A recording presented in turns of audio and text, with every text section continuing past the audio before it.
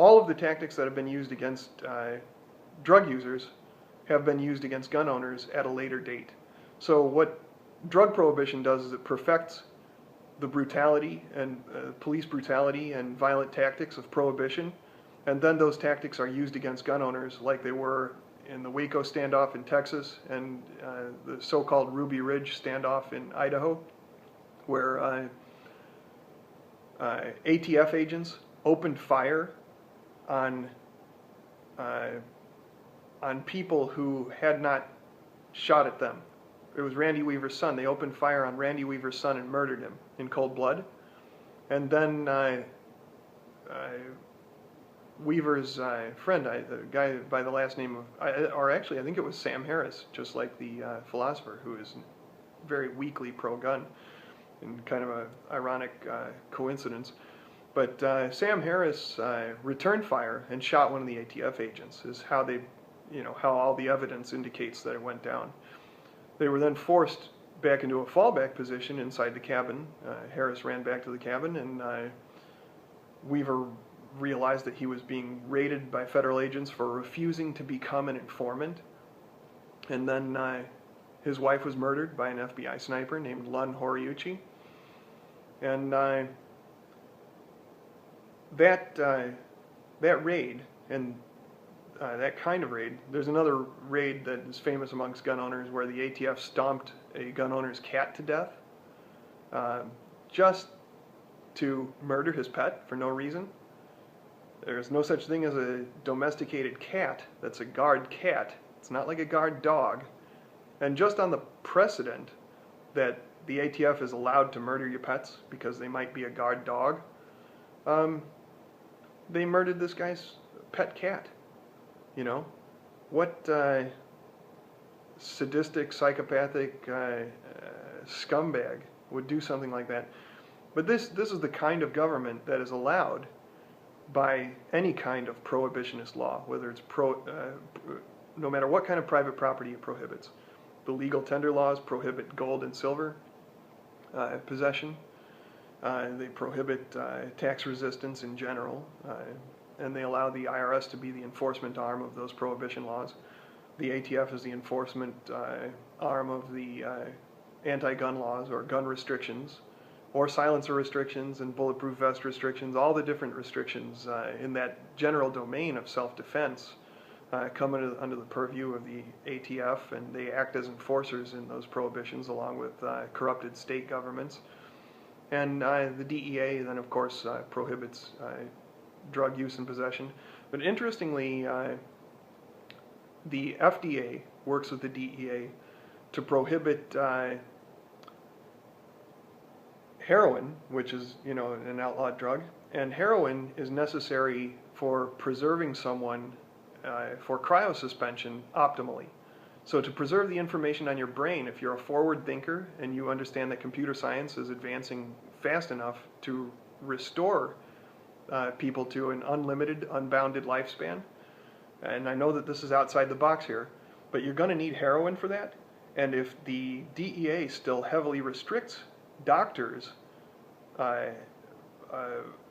right and ability to prescribe heroin, then all those cryosuspension patients are going to suffer for that, because doctors aren't going to want to be raided by the DEA because they quote-unquote overprescribed heroin.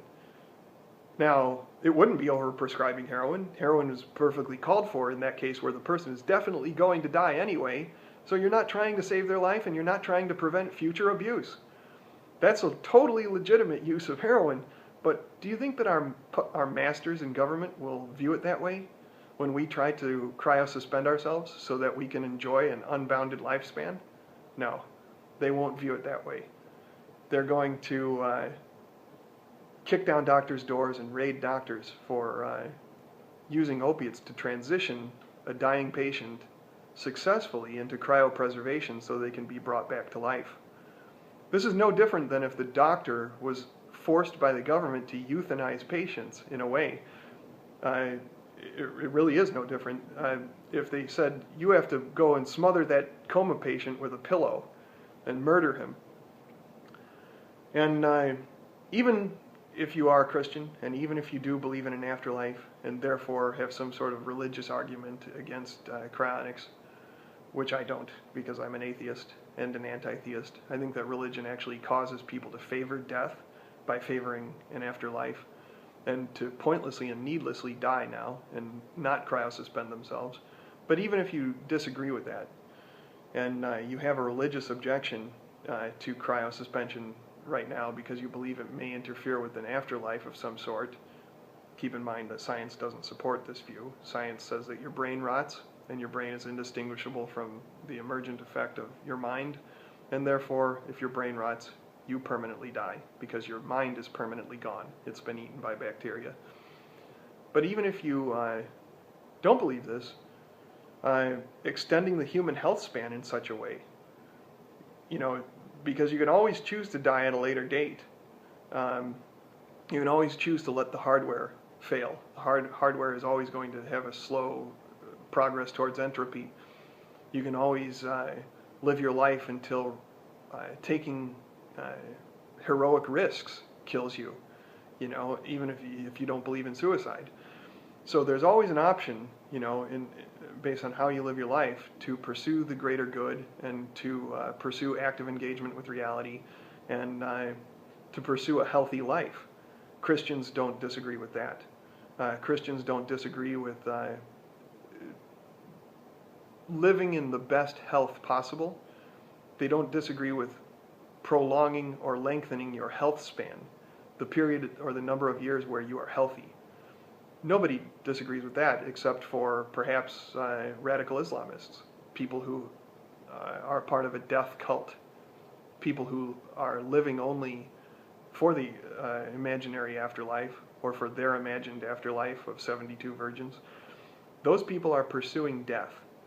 And if you look at the FDA and the DEA, they are pursuing death in an organized fashion as well, by preventing choice, by preventing voluntary choice and voluntary association and voluntary problem solving. The problem solving, the best that science can pursue it, has said that dying patients who intend to be cryopreserved should have access to heroin because it allows their body temperature to be cooled without pain, without horrible pain, toward pursuing the preservation of their the information that's contained in their brains. So that would be the best case scenario, is that you're supervised by a doctor and he injects you with heroin greater and greater as your body temperature is cooled, and then at the point where you overdose from the heroin, you're cooled rapidly after that point, and all of the information in your brain is then preserved. All of the useful information of your brain is preserved, except perhaps the active brain state at the moment of death, which is not all that useful anyway, theoretically anyway. This is the best that scientific theory has at this point for explaining these ideas. So there's a reason, even for Christian conservatives, to support completely legalized drugs, all drugs, not just marijuana, but heroin, cocaine, all of the different drugs should be legalized, because we don't know where science and medicine will take us, and there are legitimate scientific and medical purposes for those. And as we can see, doctors are perpetually in fear of being targeted by any agency that can arbitrarily target. So even if you think that there's a legitimate reason for viewing drug addiction as horrible as it is, the legitimate uses and the interference with the legitimate uses of all those things mean that prohibition is completely illegitimate, because there's never any way of limiting prohibitionists to a legitimate form of prohibition, because the idea of limiting someone's freedom of choice is inherently illegitimate and always will be.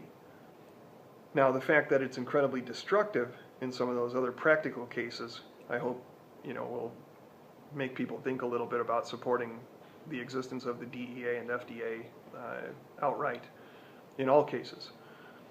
But, you know, the FDA also, you know, prevents innovations from reaching the marketplace, and an innovation that's prevented from reaching the marketplace can't be perfected by market competition. It can't be perfected by innovations that come from open source participation in the market. So for those reasons, the FDA should be abolished. So the FDA and DEA standing in the way of medical innovation and best medical practices, even current best medical practices, is a reason why every right-thinking liberal or libertarian should oppose the existence of those agencies and their state counterparts, because all the states have counterparts of the illegitimate federal agencies, and those counterparts are used to pressure sheriff's departments into providing police power to those agencies when they're doing their illegitimate law enforcement. So that illegitimate law enforcement, a great deal can be done to interfere with illegitimate law enforcement by electoral participation in sheriff's races. And in closing, I would suggest that libertarians don't participate significantly in educational campaigns, but that they actually try to get elected to sheriff and state legislature for the purpose of legitimizing and spreading a pro-jury independence message that prevents innocent people from being punished and sent to prison. That doesn't mean